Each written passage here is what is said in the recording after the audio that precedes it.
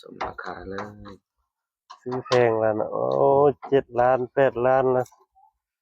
กล้องระบบงานจังน้อย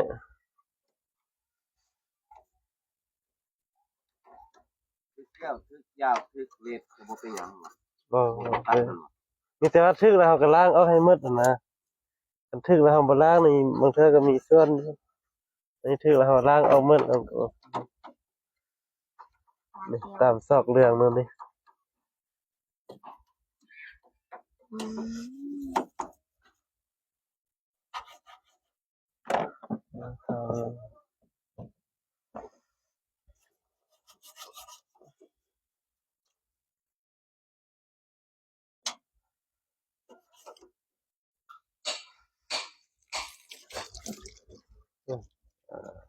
มีแต่ค่อยถูค่อยอันนั้น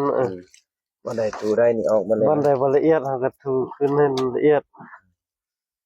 นี่ทดสอบซื่อๆให้เห็นว่าสินค้าเห็นผลซื่อ